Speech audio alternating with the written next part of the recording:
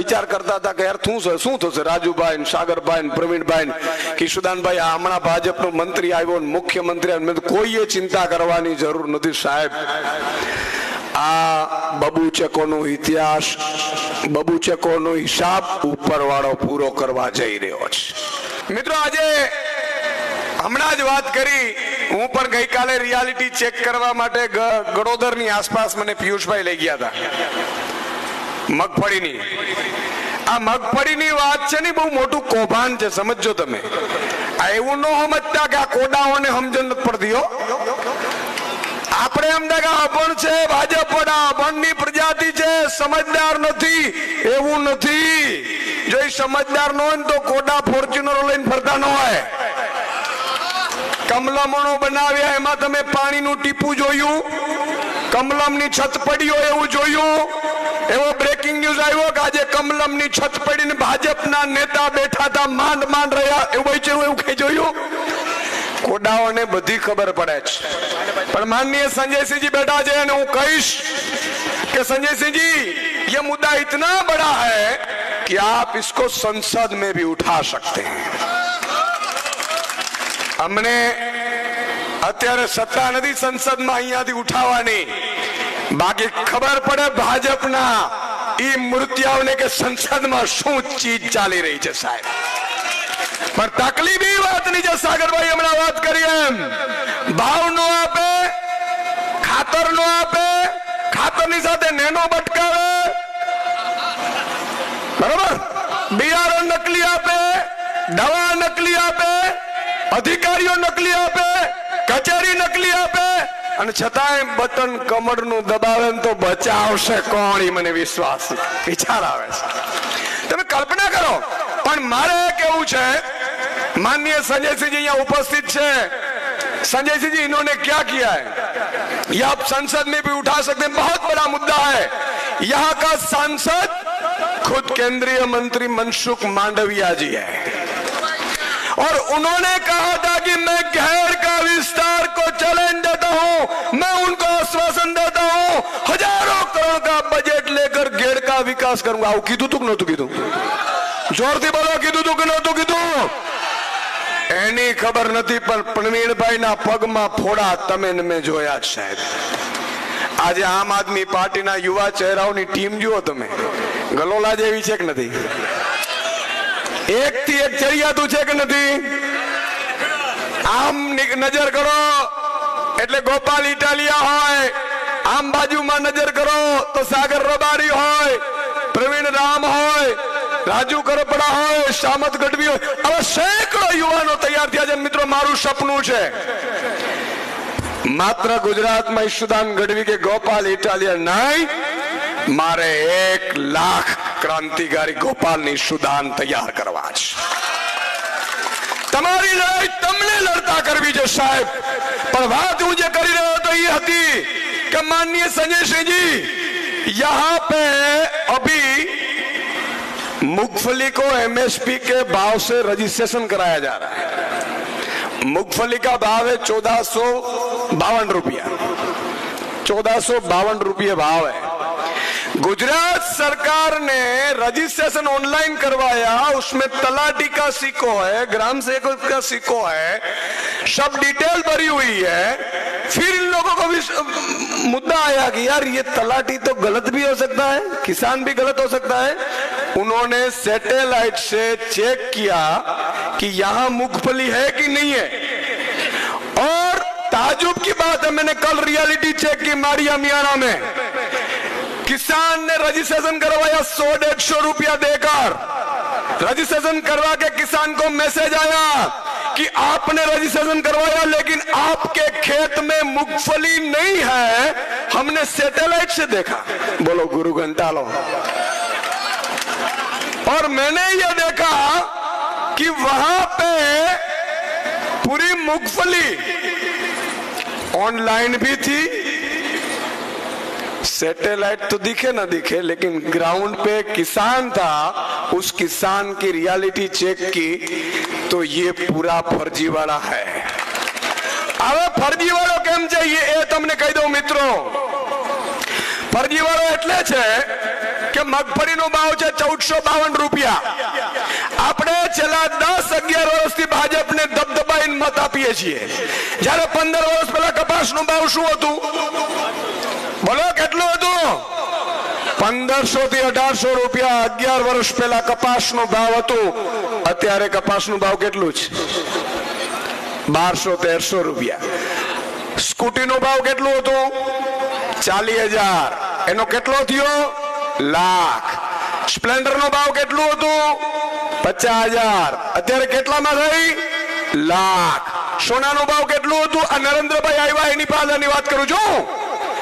અને નરેન્દ્રભાઈને હું કહેવા માંગુ છું અહીંથી કે આવી રીતે મારા ખેડૂતોનું લોહી ચૂસશો ને તો સાહેબ આજે આ ભોળી પ્રજા કદાચ હજી જ્ઞાતિ જાતિ ધર્મના આગેવાનો ઉતારીને તમે મત લઈ જશો, પણ મારો ઈશ્વર મારો નાથ ક્યારે માફ નહીં કરે, મારી સોનલ ક્યારે માફ નહીં કરે તમને.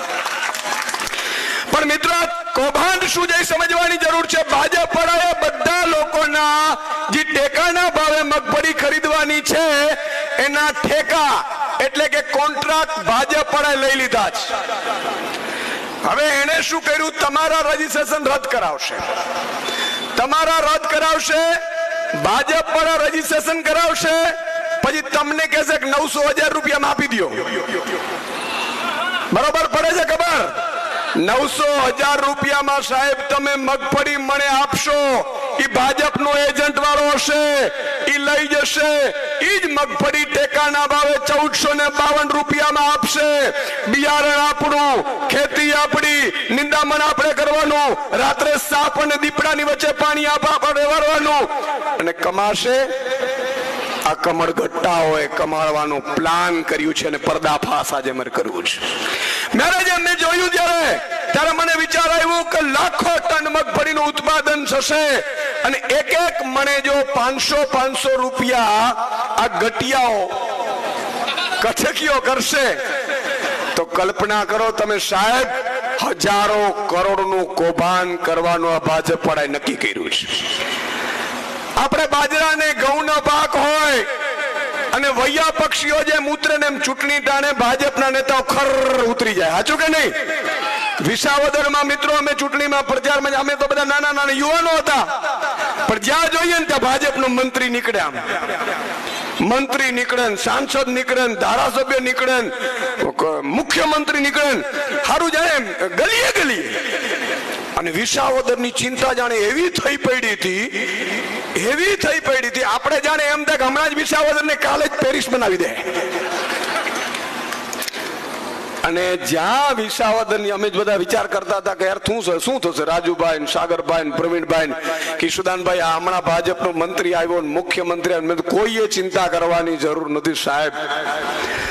આ બબુચકોનો ઇતિહાસ, બબુચકોનો હિસાબ ઉપરવાળો પૂરો કરવા જઈ રહ્યો છે. અને રાજ્યથી લઈને સાહેબ કેન્દ્રના મંત્રીઓ આવ્યા હતા, છતાં વિસાવદરમાં જે 6,000 ની લીડથી જીત્યા હતા એ 18,000 ની લીડથી જીત્યા. અને અરવિંદ કેજરીવાલજીને આમ આદમી પાર્ટીને છોડીને જનાર ધારાસભ્ય સરપંચને લાયક નહીં રહેવા તાકાત છે તમારી મિત્રો. કરવી છે ને વિસાવદર વાળી? તો મિત્રો છેલ્લી બે વાત મારે આપને કરી, કારણ કે માનનીય સંજયસિંહને પણ સાંભળવાના છે. બે વાત આપને કરવી છે કે આજે પ્રવીણ રામ જેમણે ઇકોઝોનનો સૌથી પહેલો જો મુદ્દો ઉઠાવ્યો હોય તો પ્રવીણ રામે ઉઠાવ્યો હતો.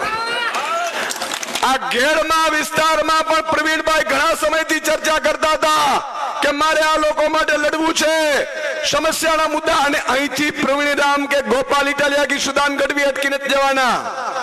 હજી તો આ શરૂઆત છે, અભી તો ये ट्रेलर है, पिक्चर अभी जोरથી બોલો, એ તો ખરો પિક્ચર અભી.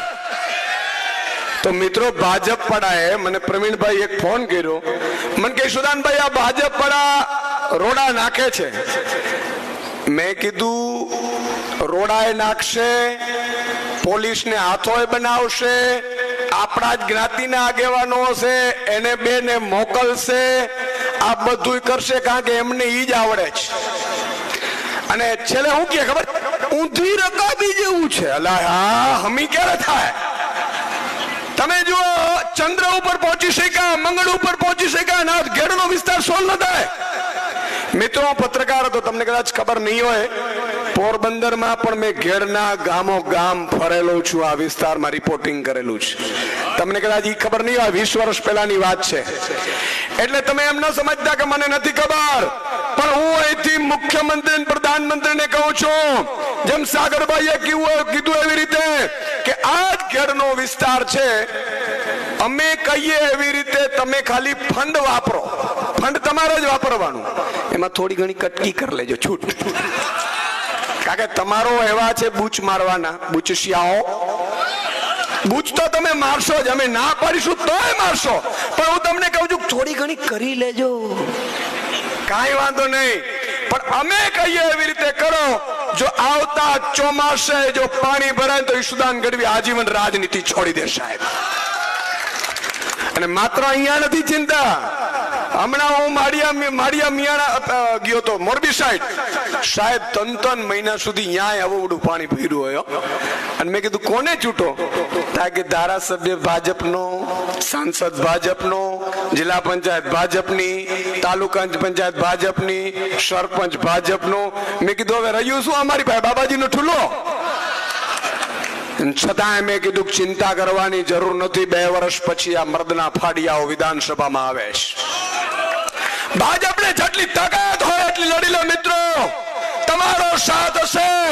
એક એક ગામે જો યુવાનો તૈયાર થશે, વડીલો તૈયાર થશે, અને ગામે ગામ જો વિસાવદરવાડી કરીશું, તો હું આપને કહું છું કે હવે આવેદનો, રજૂઆતો, પદયાત્રા અહીંયાથી રામાપીર, જય રામાપીર કરી નાખો.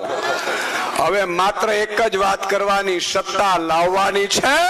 અને અમે જ ઘેરના જ લોકો સત્તા લાવીશું, ઘેરના જ લોકો ફંડ નક્કી કરશે, ઘેરના જ લોકો કામ કરશે.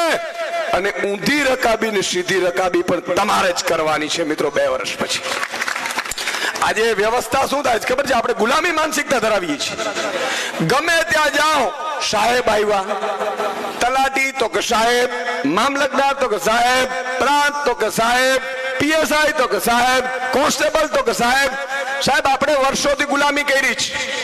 200 વર્ષ અંગ્રેજોએ રાજ કર્યા, મુગલોએ રાજ કર્યા, ડચોએ રાજ કર્યા, ફિરંગીઓએ રાજ કર્યા, ક્યારે આઝાદ રહ્યા જ નથી. અને અત્યારે ભાજપ પડા રાજ કરી રહ્યા છે. અને કેવા ડરાવે, જાઓ જો પ્રશ્ન પૂછો તો બેને, અને એમાં ખબર પડે કે ભાજપ બદનામ થાય છે એટલે હારા કોંગ્રેસ વાળાને ફોન કરે, અલા હે કોડાઓ, તમારી અમે વિસાવદરમાં બેની જોઈ લીધી માસિયાઈઓની. સાચું કે નહીં? પણ મિત્રો ચિંતા કોઈએ કરવાની જરૂર નથી. મારે ખાલી છેલ્લે એટલું જ કહેવું છે કે હમણાં સાગરભાઈ બધાએ કીધું, ગોપાલભાઈ, આપણે ખેડૂત બનવાનું છે. કયા સમાજમાંથી આવો? તો ખેડૂત સમાજમાંથી.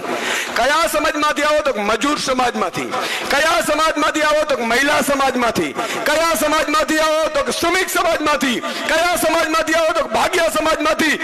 આ રીતે ત્યારે કરશો ને એટલે જ્ઞાતિની તેતરો કામ નહીં કરે આપણી પાસે. હવે તેતરનો છેલ્લો ઉદાહરણ દઈ અને મારી વાત પૂરી કરીશ. તેતરની ખબર છે તમને? છતાંય તમને કહી દઉં, પીડીઆઈ બનાવે છે, ઘણા બનાવી લે. અને એ એટલા માટે ખુલ્લું પાડવું છે કે હમણાં મેં વાત કરી વડિયામાં, તો મને ગામ 25 જણા ફોન આવ્યા કે સુદાનભાઈ તમારી વાત હાજી, અમારે ગામની તેતરો આવી રીતે જ આવી જાય. મેં આ ભાજપ વાળાને પૂછ્યું કે યાર આટલું બધું અત્યાચાર કરો, ભાવ નો આપો, ખેતી ડૂબી ગઈ, વીઘા વેચવાના થઈ ગયા, અને કુંવારા છોકરાઓની સંખ્યા ગામડે ગામડે વધી રહી છે. એક શબ્દ બોલું, માતા બહેનો બેઠી છે તોય વાંધાઓનું સંગઠન બને ને તોય ભાજપ પડી જાય. આવું મેં કીધું કર્યું, છતાં મત કેમ લઈ જાય છે? મને કહી સુદાનભાઈ અમે ગામમાં 5 તેતર રાખી. ઈ તેતરને એટલે કે અમારા આગેવાનો ને, જ્ઞાતિના આગેવાનો ભાજપના હોય, એને મલાઈ ખાવાની, કોન્ટ્રાક્ટ આપવાનો, બ્રિજનો કોન્ટ્રાક્ટ આપવાનો, રોડનો કોન્ટ્રાક્ટ આપવાનો, રસ્તાનો કોન્ટ્રાક્ટ આપવાનો, મગફળી ટેકાના ભાવે ખરીદવાનો કોન્ટ્રાક્ટ આપવાનો, એપીએમસી માં ડિરેક્ટર આપવાનો. આ બધી તેતરોને અમે કહીએ કે તમારાથી લૂંટવું એટલું લૂંટો, પણ જ્યારે મતદાન નું આવે ત્યારે તમારે તમારી જ્ઞાતિમાં જઈને કહેવાનું મારી આબરૂનો સવાલ છે, મારી આબરૂનો સવાલ છે, મારું મોત થઈ જાય, એમ કરીને મત લઈ આવવાના. અને આ ગટિયાવી કે લઈ આવે છે. મને ભાજપના નેતાએ કીધું, એનો છેલ્લો દાખલો, એક શિકારી જંગલમાં ગયો શિકાર કરવા માટે. એને જોયું કે એક તેતરનું ટોળું જાતું હતું અને એક તેતર આગેવાન હતી ને એની પાછળ બધું ટોળું જાતું હતું. ખબર છે તેતરોને આપણે જોઈ છે ને? એટલે એને જોયું કે આ તેતરમાં કઈક કમાલ છે. એને તેતરને પકડી. તેતરને એમ થયું કે મને મારી નાખશે. આગેવાન તેતર હતી પણ શિકારી હોશિયાર નીકળ્યો. એને તેતરને પાડી ઘરમાં લઈ ગયો. ઘરે એને કાજુ ખવડાવ્યા, પિસ્તા ખવડાવ્યા, બદામ ખવડાવ્યા. તેતરને કીધું તારે જે ખાવું હોય કે તેતરને ગરમ પાણીથી નવડાવી, ઠંડા ઠંડા સુકોનું કે ને પાણીથી નડાવી.